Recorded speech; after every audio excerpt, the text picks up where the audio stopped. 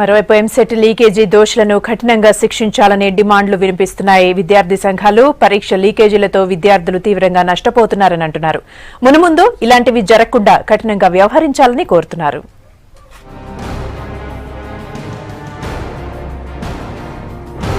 ఎంసెట్ 2 రద్దు చేయొద్దని విద్యార్థులు సర్కార్ను కోరుతున్నారు. దీనిపై సోమవారం అధికారిక ప్రకటన వెలువడుతుండటంతో రద్దు నిర్ణయం మానుకోవాలని విజ్ఞప్తి చేస్తున్నారు.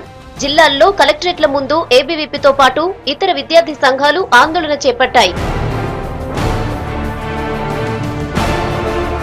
ఎంసెట్ లీకేజీ దోషులను కఠినంగా శిక్షించాలంటూ వరంగల్ జిల్లా అంతటా విద్యార్థి సంఘాలు ఆందోళన చేశాయి. హన్మకొండలో లోక్ సత్తా ఆధ్వర్యంలో కలెక్టరేట్ ముందు విద్యార్థులు నిరసన తెలిపారు.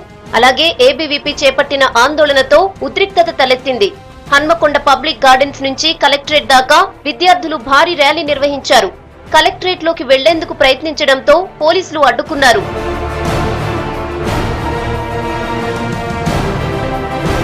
విద్యార్థులు ఆత్మస్థైర్యం కోల్పోవద్దని, మళ్లీ ధైర్యంగా పరీక్ష రాయాలని ఏబీవీపీ నేతలు కోరారు.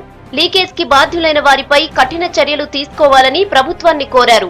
ఎంసెట్ 2 రాసేటువంటి విద్యార్థులు వారి తల్లిదండ్రులకు కూడా మేము మనస్థైర్యం ఇస్తున్నాము. వారు ఎలాంటి బాధపడకండి, మీరు ఎలాంటి ఆందోళన చెందకండి. ఏ ఒక్క విద్యార్థి కూడా మీ యొక్క భవిష్యత్తు మీ చేతుల్లో ఉన్నది కాబట్టి మీ యొక్క బంగారు భవిష్యత్తుకు మళ్ళీ మీరు ప్రిపేర్ అయ్యే వరకు అందరం కూడా మీకు అండగా ఉంటాము అని చెప్పి డిమాండ్ చేస్తున్నాము. అదేవిధంగా రాష్ట్ర ప్రభుత్వానికి ఒకటే డిమాండ్ చేస్తున్నాము. విద్యార్థుల సంక్షేమము, విద్యారంగ సంక్షేమం మా ధ్యేయంగా చెప్పుకునేటువంటి టీఆర్ఎస్ గవర్నమెంట్ ఈరోజు విద్యార్థుల భవిష్యత్తును కూడా మొత్తం బదారి మీద ఇచ్చింది. ఈరోజు బంగారు తెలంగాణ నిర్మాణంలో విద్యార్థుల భవిష్యత్తు వారి యొక్క విద్యా వ్యవస్థను మొత్తం కూడా కుటుంబమైన వ్యవస్థ తీసుకొచ్చింది. కాబట్టి రాష్ట్ర వ్యాప్తంగా విద్యార్థులు అనేక ఆందోళన చెందుతున్నారు. కాబట్టి ఈ యొక్క రాష్ట్ర ముఖ్యమంత్రి వెంటనే ఈరోజు తక్షణంగా మంత్రివర్గం ఏర్పాటు చేసి ఈ యొక్క మంత్రులందరూ కూడా బర్తరఫ్ చేయాలని చెప్పి ఏబీవీపీ డిమాండ్ చేస్తున్నది.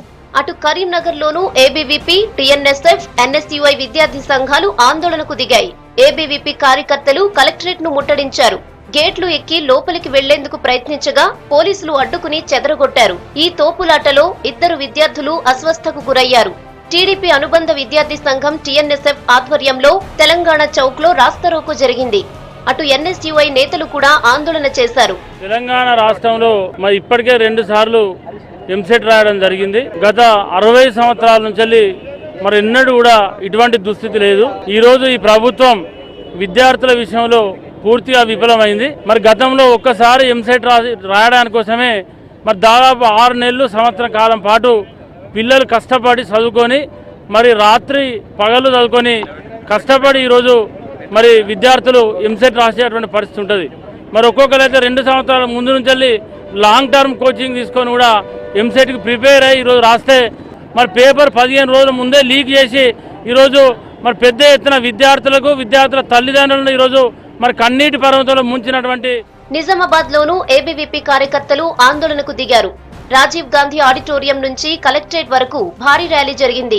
కలెక్టరేట్ లోకి వెళ్లేందుకు ప్రయత్నించిన విద్యార్థులను పోలీసులు అడ్డుకున్నారు. దాంతో కొద్దిసేపు ఉద్రిక్తత ఏర్పడింది. నల్గొండ జిల్లాలోని భువనగిరిలో ఎన్ఎస్యూఐ ఆధ్వర్యంలో రాస్తారోకో జరిగింది. లీకేజ్ వ్యవహారంపై లోతుగా విచారణ జరిపి దోషులను కఠినంగా శిక్షించాలన్నారు.